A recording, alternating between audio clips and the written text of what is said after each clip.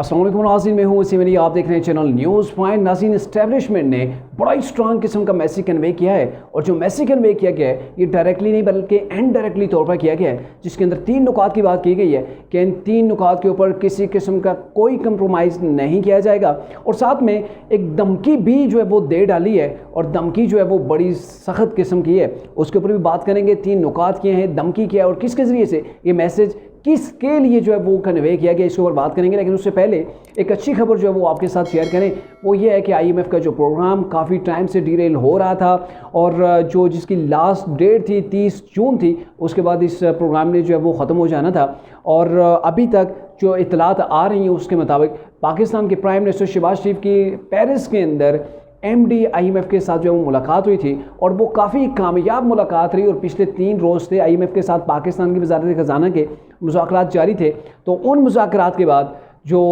इनका जो आपस में जो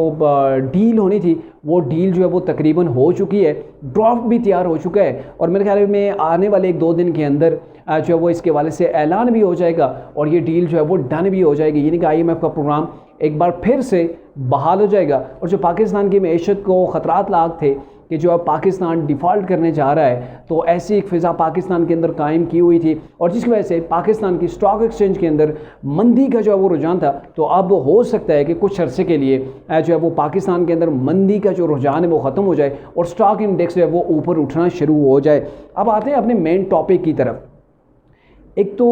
पाकिस्तान की सुप्रीम कोर्ट के अंदर से एक डिसीजन आया था 14 मई के इलेक्शन के हवाले से। तो वो ऐसा डिसीजन था जिसको पाकिस्तान के अंदर जिसके ऊपर इम्प्लीमेंट नहीं किया गया। 14 जो है वो मई को इलेक्शन नहीं हुए और मेरे ख्याल में अब दोबारा एक फ़ैसला होने जा रहा है जिसके ऊपर पाकिस्तान के अंदर कोई अमल दरामद नहीं होगा, कोई उसे कबूल करने को तैयार नहीं है। उसके बाद से सब ने अपने अपने तौर पर जो मौक़िफ़ इख्तियार किया हुआ है। और सबसे बड़ी बात आपको बता दें कि इस मामले के अंदर जैसे पहले सुप्रीम कोर्ट डिवाइड की हुई थी, अभी भी डिवाइड है और मामला यह है आर्मी की जो कोर्ट्स हैं सिविलियन का उनके अंदर ट्रायल का जो इशू है उसके खिलाफ जो पटिशन्स आई हुई हैं उसके ऊपर सुप्रीम कोर्ट का 9 रुकनी बेंच टूट चुका था। उसके बाद 7 रुकनी बेंच जो है वो उसके ऊपर काम कर रहा था। लेकिन हैरत अंगेज़ तौर पर जो चीफ जो मुस्तकबिल के चीफ जस्टिस पाकिस्तान है जस्टिस फ़ाइज़ ईसा, उन्होंने अपने आप को इस बेंच से रिक्यूज़ कर लिया था और उनके साथ सरदार तारिक मसूद जो वो भी हैं सीनियर जज हैं, उन्होंने भी अपने आप को इस रिक्यूज़ कर लिया था, इस बेंच से जो है वो अपने आप को अलहदा कर लिया था। लेकिन उसके बाद जो है वो जस्टिस फ़ाइज़ ईसा ने एक तफसीली नोट लिखा और कई तो लोग कह रहे हैं कि 5 सफ़ात के ऊपर मुश्तमिल था और बाज़ का कहना है कि 30 सफ़ात के ऊपर मुश्तमिल ये नोट लिखा गया और उस नोट को सुप्रीम कोर्ट की वेबसाइट के ऊपर, ऑफिशियल जो वेबसाइट है उसके ऊपर जो है वो किया गया, अपलोड किया गया। लेकिन कुछ ही देर के बाद वहाँ से उस नोट को जो है वो रिमूव कर दिया गया। अब समझ नहीं आती कि सुप्रीम कोर्ट के अंदर भी जमहूरियत क्यों नहीं है, वहाँ पर ऐसा उन्होंने क्या कहना नहीं लिख दिया था कि जिसकी वजह से मुसलसल ये दूसरा नोट है जस्टिस फ़ाइज़ ईसा का जिसको सुप्रीम कोर्ट की वेबसाइट से हटा दिया जाता है। क्या जस्टिस फ़ाइज़ ईसा जो कि आने वाले पाकिस्तान के जिनका नोटिफिकेशन भी हो चुका है कि वो चीफ जस्टिस ऑफ पाकिस्तान है, क्या वो इस सुप्रीम कोर्ट का हिस्सा नहीं है फिर, या फिर उन्हें सुप्रीम कोर्ट का हिस्सा ही नहीं माना जाता जिसकी वजह से उनका कोई भी नोट होता है उसे सुप्रीम कोर्ट से उठा के जो है वो परे फेंक दिया जाता है। और अभी जो मामला था जो कोर्ट के अंदर था जिसके ऊपर जो है वो आर्मी के अंदर काफ़ी, आर्मी के जितने भी रैंक एंड फाइल हैं उनके अंदर काफ़ी तशवीश पाई जाती है, काफ़ी गुस्सा भी पाया जाता है कि जिन लोगों ने हमारी इमलाक को तोड़ा, हमारी तनसीबात को झिलाया गिराया, हमारे खिलाफ जो वो लोगों को उकसाया, हमला किया गया और उन लोगों को ट्रायल भी हम अगर आर्मी कोर्ट्स के अंदर ना करें या फिर उसके दरमियान भी कोई और अदालत आ जाए या फिर कोई आम पब्लिक आ जाए या कोई भी इवन कोई भी आ जाए, किसी तरीके से भी रुकावट डाली जाए तो ये नाकाबिले बर्दाश्त है। मैंने आपको पहले भी एक व्लॉग के अंदर बताया था कि आर्मी की जानिब से ये चीज़ मैसेज बड़ा क्लियर हो गया है, सबको बता दिया गया है कि किसी किस्म की रुकावट को इन लोगों के ट्रायल के दरमियान किसी किस्म की रुकावट को एक्सेप्ट नहीं किया जाएगा, बर्दाश्त नहीं किया जाएगा। और दोबारा से एक नया मैसेज भी सामने आ गया है और ये मैसेज बराह रास्त इस्टेब्लिशमेंट या आर्मी की जानिब से नहीं है बल्कि इनडायरेक्टली तौर पर आप कह सकते हैं ना, जो उनका एक अपना बंदा होता है जो उनके सबसे करीब होता है उसके ज़रिए से ये मैसेज डिलीवर करवाया गया। और आपने देखा होगा पिछले कुछ अर्सा से फैसल वावड़ा साहब ऐसे हैं कि जो भी बात करते हैं, चाहे इस्टेब्लिशमेंट के हवाले से बात करें, पाकिस्तान के बड़े मसाइल के ऊपर से बात करें या कोई भी उन्होंने जब वो न्यूज़ ब्रेक करनी होती है तो वो TV के ऊपर आ जाते हैं और उनकी जो ब्रेक की हुई न्यूज़ होती है उसके अंदर सच्चाई भी होती है। वो जो दावा करते हैं वो दावा भी हमें सच होता हुआ नज़र आ रहा होता है। और अभी उन्होंने कुछ इंटरव्यूज़ दिए और जो उनका सबसे लेटेस्ट जो इंटरव्यू है उन्होंने तलत हुसैन को दिया, जिसके अंदर उन्होंने 3 नुकात की बात की है कि आर्मी ने बड़ा क्लियर कर लिया, फैसला कर लिया है कि 3 नुकात के ऊपर किसी किस्म का कोई कंप्रोमाइज़ नहीं किया जाएगा। उसमें से सबसे पहले जो नुकता है वो ये है कि इस्तेकाम पाकिस्तान के ख़िलाफ़ किसी किस्म की, चाहे किसी किस्म की कोई जद्दोजहद होती है, कोई भी होता है, या पाकिस्तान के अंदर अदम इस्तेकाम पैदा करने की कोशिश की जाती है तो इसका सदेबाब किया जाएगा। किसी तौर पर भी इसको तस्लीम नहीं किया जाएगा। और इसको भी आप लिंक कर सकते हैं 9 मई के वाक़े के अंदर कि 9 मई के वाक़े के वक्त जो है वो पाकिस्तान को इस्तेकाम के बजाय अदम इस्तेकाम, इंतशार, फसाद की जानब जो है वो धकेला गया था। पाकिस्तान की अवाम को अपने इदारों के सामने ला के खड़ा किया गया था। तो ये भी उनका इशारा उसी तरफ है। दूसरा जो इनका लिंक है वो डायरेक्टली उन्होंने कह दिया कि 9 मई के जो वाक़यात थे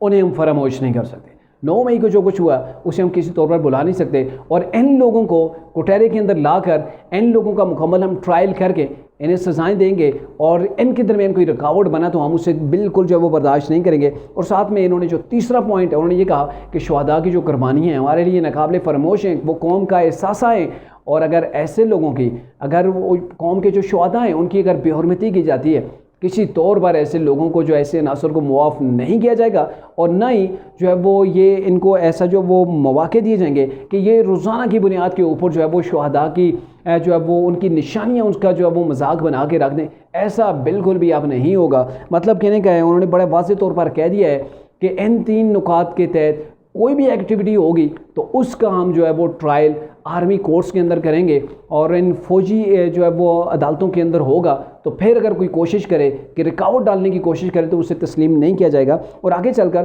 फैसल वावडा साहब मज़ीद जो है वो इसकी तफसील बयान करते हैं। वो कहते हैं फ़ौजी अदालतों के अंदर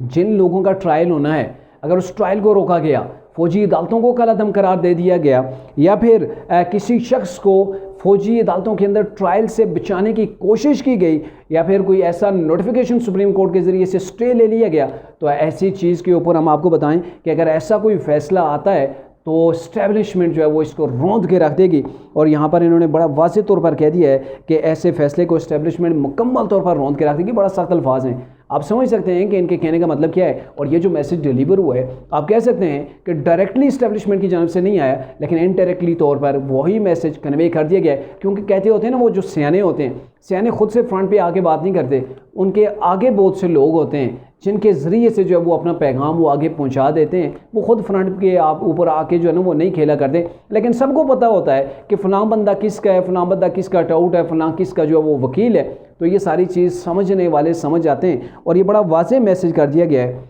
कि अब मामला जो है, अगर देखा जाए कि जो कोर्ट के अंदर से दोबारा फ़ैसला आने वाला है, इसको भी उसी नज़र से देखा जा रहा है कि 14 मई वाला वाक़या दोबारा से रिपीट हो सकता है। और इसके बारे से गवर्नमेंट भी डट गई है, वो भी इस्टेब्लिशमेंट के शाना बिशाना खड़ी है। और जैसा कि आपने देखा, वज़ीर दाखिला ने भी कह दिया कि ये जो फैसला आएगा इसको हम किसी तौर पर तस्लीम नहीं करेंगे। इरफान कादर ने भी यही कह दिया कि ये जो फैसला होगा गैर आईनी, गैर कानूनी फैसला होगा, इसके ऊपर तो हम अमल दरामद कर ही नहीं सकते। और ये मुकम्मल जो है वो एक पूरे का पूरा होमवर्क जो है वो कर लिया गया है कि अगर सुप्रीम कोर्ट के अंदर से वही फैसला आता है जैसे 14 मई के इलेक्शन का आया था, और अभी भी आर्मी कोर्ट्स को जो है वो रोकने की कोशिश की जाती है इन लोगों के ट्रायल से, जिन लोगों ने 9 मई के वाक़यात के अंदर जो लोग मुलव्वस थे, जिन्होंने ये सारी तखरीबकारी जो है वो पाकिस्तान के अंदर और पाकिस्तान के इदारे को तबाह करने की कोशिश की, तो इनके खिलाफ जो ट्रायल है उस ट्रायल से अगर सुप्रीम कोर्ट हमें रोकती है तो किसी तौर पर भी इस फैसले को हम तस्लीम नहीं करेंगे।